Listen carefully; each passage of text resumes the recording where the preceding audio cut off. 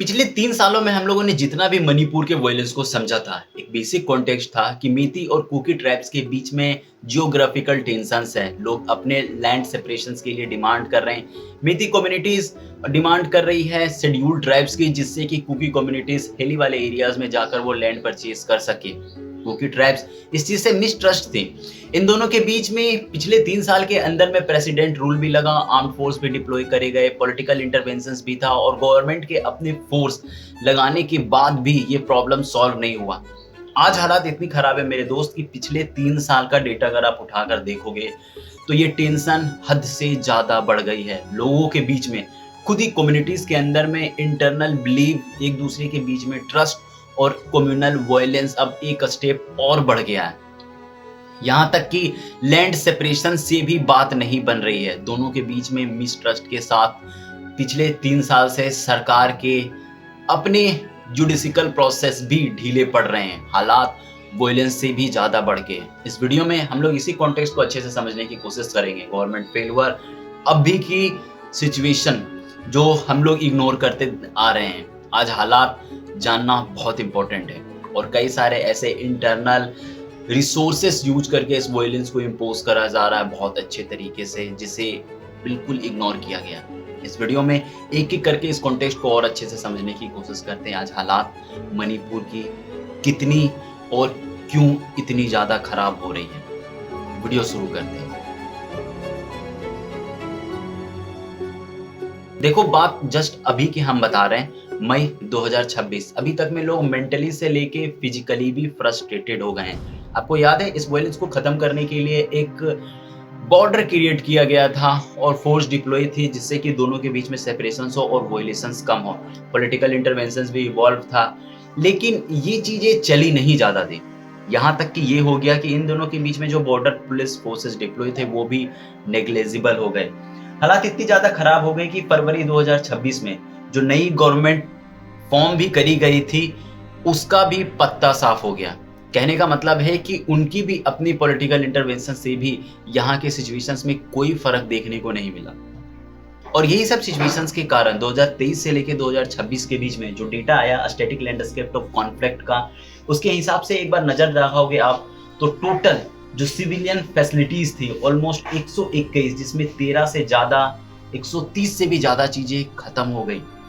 Total जो लोग displaced हुए थे उसकी संख्या लगभग 58,000 है। ये तो चलो ऑफिशियली पब्लिक डेटा है। हालात इससे भी कहीं ज्यादा खराब है जो डिजिटल एक्चुअली में इंटरनेट पे नहीं लाई गई है। 7,000 ऊपर से ज्यादा हेक्टर ऑफ लैंड, होम्स लगभग 2,000 से ज्यादा। यहाँ पे पेडी फील्ड 5,127 हेक्टर थी। ये पेडी फील्ड के बारे में भी आगे बताऊंगा, क्योंकि इस वायलेंस को वापस से रिफ्यूल करने के पीछे इसका बहुत बड़ा हाथ है। अब हालात इस तरीके से खराब है कि यहाँ पे कोई बड़े लेवल पे मॉब वायलेंसेस देखने को नहीं मिल रहे हैं। जैसे हम लोगों ने पिछले साल सुना था कि मास लेवल पे डिस्ट्रक्शन और वायलेंस शुरू हुए थे। अब ये एक नया शिफ्ट लिया है, क्योंकि कॉन्फ्लिक्ट के कारण इकोनॉमिकल कंडीशन ऐसे भी वहाँ पे हद से ज़्यादा खराब हो गई है। और कुकी ट्राइब्स जो हिली वाले एरियाज में रहते हैं, वो पोपी उगाने की कोशिश कर रहे हैं। ये एक टाइप की ड्रग्स की खेती होती है, लेकिन इसे भी हम लोग आगे अच्छे से समझेंगे। तो ये जो वायलेंस है एक छोटे छोटे सोफिस्टिकेटेड और टारगेट बेस्ड सिचुएशन से होने लगी है। ये जो 25 हाफ मिड 2025 से लेकर मिड 2026 जो आने वाला है, इन सब के बीच में सोफिस्टिकेटेड बिल्कुल टारगेटेड बेस्ड वायलेंस देखने को मिला है, जहां है स्पेसिफिकली ग्रुप्स मिलकर वायलेंस कर रहे हैं एक दूसरे के अगेंस्ट में। और वैसे भी जो हालात खराब होनी थी वही हमें देखने को भी मिला। इस अप्रैल 2026 में जाके वायलेंस फिर से ट्रिगर हुआ। गर्मी के महीने में 2026 में वायलेंस फिर से बढ़ी, जिसमें सिचुएशन पूरी तरीके से नॉर्मल हुआ भी नहीं। इस पूरे कॉन्टेक्स्ट में भी जो जस्टिस सिस्टम है वो अभी भी स्लो पड़ा हुआ है। ये 7 अप्रैल 2026 की बात है, जहाँ पे बिशुनपुर डिस्ट्रिक्ट में फिर से ये प्रोटेस्ट स्टार्ट हुआ था। और इस प्रोटेस्ट में जो वायलेंस के टाइम पे वेपन यूज करे गए थे वो पहले म्यांमार वाले बॉर्डर में यूज करे गए थे। उसका माइग्रेशन हुआ था मणिपुर में। अब जिस तरीके से समय बीत रहा उसके हिसाब से अलग अलग डिस्ट्रिक्ट से लोग भी और इन्वॉल्व होते जा रहे हैं। यहाँ पे एक नई ट्राइब्स थी, नागा कम्युनिटी। इनके साथ भी इसी वायलेंस का सामना उनको करना पड़ा, जिसके कारण ऐसा लग रहा है कि इस अप्रैल 2026 के बाद से इस नागा कम्युनिटी के रहने वाले लोग भी इस वायलेंस का शिकार हो सकते हैं। ये सबसे बड़ी प्रॉब्लम है। इसमें मेनली 2 कम्युनिटीज़ के लोगों के साथ बड़ी प्रॉब्लम खड़ी हुई। कुकी कम्युनिटीज़ के 2 लोग और यहाँ पे एक कम्युनिटीज़ और थी, टंगुल नागा, जो कि पिछले वाले वॉयलेंस में आपने देखा होगा, इनका नाम कहीं नहीं आया था। लेकिन इस बार ये भी इस वॉयलेंस में आ चुके हैं। हालाँकि सिचुएशन के हिसाब से जो तंगुल मेओ है और पुआमी, ये लोग इस टेंशन्स में अब इवॉल्व हो गए हैं। इससे ऑलमोस्ट बात यही पता चल रही है कि ये लड़ाई सिर्फ जंगल, जमीन और जल के लिए नहीं बचा है। अब ये वहाँ के और भी ट्राइब कम्युनिटीज़ है, हर किसी के लिए बराबर की हो गई है। ये सिचुएशन एस्केलेट करने के पीछे भी सबसे बड़ा कारण यही है। अभी तक तो बात आपको इतनी समझ में आती होगी कि वॉर हो रहा है, लेकिन सबसे बड़ा सवाल उठता है कि आखिर ये वॉर एस्केलेट कैसे कर रहा है। सिचुएशन इतनी खराब है मणिपुर की, यहाँ पे मेडिकल, एजुकेशन वो तो सबसे दूर की बात हो जाती है। लोग रिलीफ कैंप पे रह रहे हैं, जमीनें जल रही हैं, क्रॉप्स खत्म हो गए, एग्रीकल्चर का कोई मतलब नहीं बचा है, लोगों के घर नहीं है और लोग लड़ने को तैयार है। ये कैसे पॉसिबल हो सकता है? और इसी के पीछे सबसे इम्पोर्टेंट बात समझ में आती है, यहाँ पे रिफ्यूलिंग। इस वायलेंस को रिफ्यूलिंग करने के पीछे सबसे बड़ा रीजन है क्रॉप और जो खेती करी जा रही है ड्रग्स की। डेटा के अकॉर्डिंग जो मेनली वेली एरियाज थी वो पिछले साल से 22% ग्रो करी है और जो हिल वाले एरियाज थे वो सिर्फ 4% का ग्रोथ देखने को मिला है। इसके पीछे रीजन है जो रूरल कम्युनिटीज के लोग हैं, ये लोग एक्चुअली में पॉपी फार्मिंग कर रहे हैं। इसका मतलब ड्रग की खेती। अराउंड डेटा के अकॉर्डिंग 5000 हेक्टर से भी ज़्यादा जो ज़मीनें हैं वो एक्चुअली अनयूज्ड हैं और यहाँ पे सबसे ज़्यादा पॉपिंग की खेती करी जा रही है।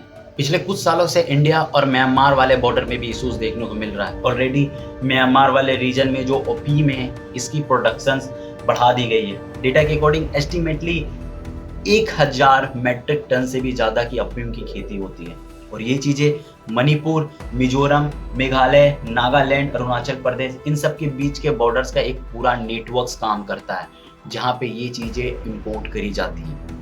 और इसके बाद भी क्या, 2023 से जो सबसे बड़ा कॉन्फ्लिक्ट चलते आया था इंटरनली, वो यही चीज़ था, मेटी और कुकी कम्युनिटीज़ के बीच में मिसट्रस्ट। मेटी कम्युनिटीज़ के जितने भी लोग थे वो आज की डेट में वहाँ की पुलिस से भी ज़्यादा पावरफुल प्रेजेंटेड है, क्योंकि यहाँ की जो कम्युनिटीज़ है अरबानी ट्रिब्यूनल और मेताई लुपिमम, ये अपने आप को पुलिस से भी ज़्यादा पावरफुल प्रेजेंट कर पाती है।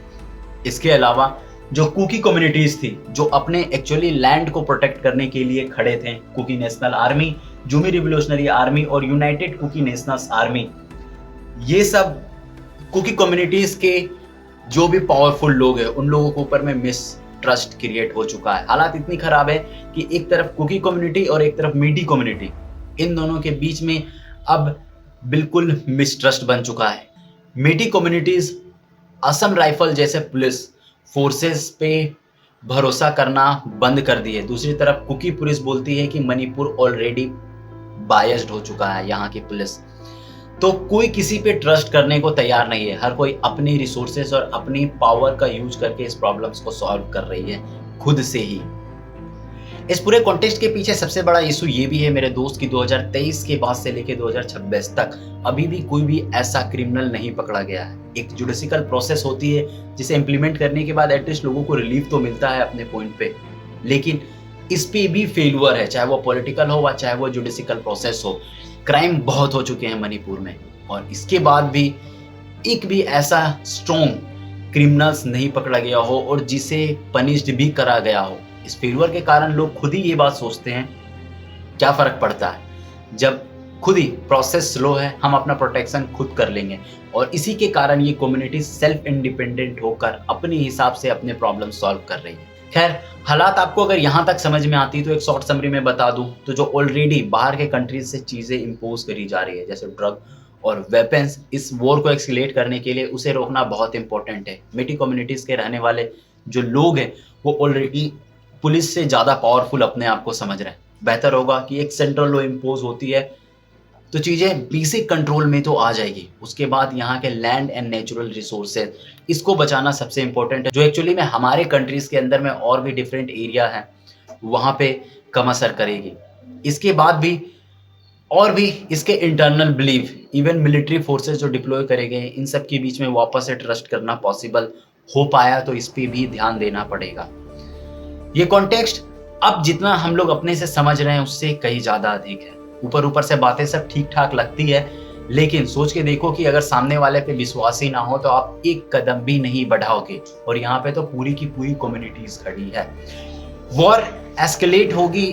अब ये एक जुडिशियल प्रोसेस के हाथ में है, लोगों का ट्रस्ट भी खत्म है, तो बहुत डिफिकल्ट हो गया इस प्रॉब्लम को सॉल्व करना। कॉन्टेक्स्ट में हम लोग बने हुए रहेंगे, ट्रैक तो कर ही रहे हैं कि सिचुएशन कहाँ तक बेहतर हो रही है। सरकार अभी अभी लगता है इलेक्शन से छूटी हुई है वेस्ट बंगाल से, तो अब इस पर ध्यान दे, क्योंकि पिछले 3 साल से मामला ठंडा ही लग रहा है। कोई नहीं, हम हैं और आप यहीं पे हैं। कोई भी अपडेट आएगा इस वीडियो में हम लोग जल्दी ही अपडेट करेंगे।